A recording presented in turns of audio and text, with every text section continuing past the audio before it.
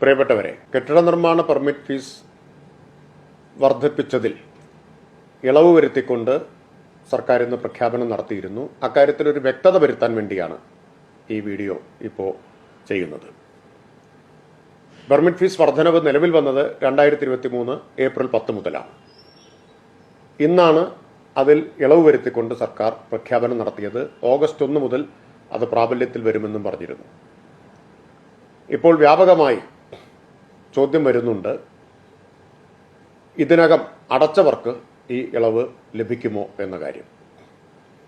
ചിലർ ബോധപൂർവം തന്നെ തെറ്റിദ്ധാരണ സൃഷ്ടിക്കാനും ശ്രമിക്കുന്നുണ്ട്. കാരണം സർക്കാർ പെർമിറ്റ് ഫീസ് കുറച്ച നടപടി ചിലരെങ്കിലും അല്പം നിരാശയിലാക്കിയിട്ടുണ്ട്. കാരണം ഇതിൻ്റെ ആനുകൂല്യം മുഴുവൻ തദ്ദേശ സ്ഥാപനങ്ങൾക്കാണ് കിട്ടിയതെങ്കിലും സർക്കാരിനെയാണല്ലോ പഴിചാരിക്കൊണ്ടിരുന്നത്. ആ പഴിചാരാനുള്ള അവസരം നഷ്ടപ്പെട്ടതിൻ്റെ ഖേദം ചിലർ തീർക്കുന്നത് ആശയക്കുഴപ്പം സൃഷ്ടിച്ചുകൊണ്ടാണ്. ഒരു കാര്യത്തിൽ വ്യക്തത വരുത്തട്ടെ, ഇതിന് 2023 ഏപ്രിൽ 10 മുതൽ പ്രാബല്യമുണ്ടായിരിക്കും ഈ ഇളവുകൾക്ക്. അങ്ങനെ വരുമ്പോൾ ഇന്ന് പ്രഖ്യാപിച്ച നിരക്കുകൾ, കുറച്ച നിരക്കുകൾ, അതുപ്രകാരം ഉള്ള ഇളവ് നേരത്തെ പെർമിറ്റ് ഫീസ് ഒടുക്കിയവർക്കും ലഭിക്കും. അതിനുള്ള അനുവാദം ഇപ്പോൾ പ്രഖ്യാപിച്ച നിരക്ക് കഴിച്ചുള്ള തുക തിരിച്ചു കൊടുക്കാനുള്ള അനുവാദം തദ്ദേശ സ്ഥാപനങ്ങൾക്ക് സർക്കാർ കൊടുക്കും. പെർമിറ്റ് ഫീസിന്റെ വരുമാനം മുഴുവൻ കിട്ടിയത് തദ്ദേശ സ്ഥാപനങ്ങൾക്കാണ്.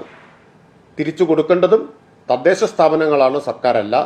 അതിന്റെ നടപടിക്രമങ്ങൾ പിന്നീട് വിശദമായി സർക്കാർ ഉത്തരവായിട്ടിറക്കും. പണം തിരിച്ചു നൽകുക ഓൺലൈനായിട്ടായിരിക്കും. ഗ്രാമപഞ്ചായത്തുകളിൽ ILGMSലും നഗരസഭകളിൽ KSmartലും ഇതിനുള്ള സൗകര്യമൊരുക്കും.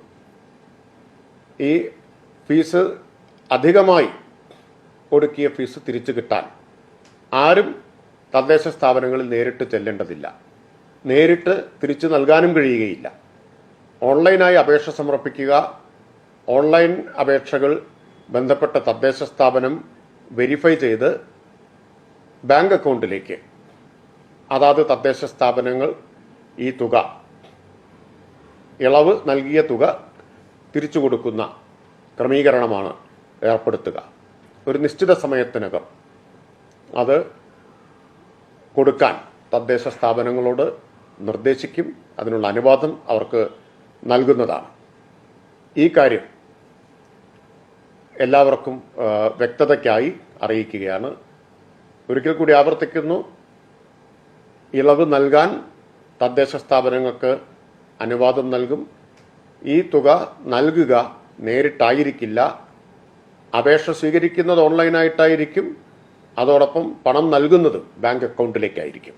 അതുകൊണ്ട് ആരും തദ്ദേശ സ്ഥാപനങ്ങളിൽ നേരിട്ട് ഇതിനായി സമീപിക്കേണ്ടതില്ല.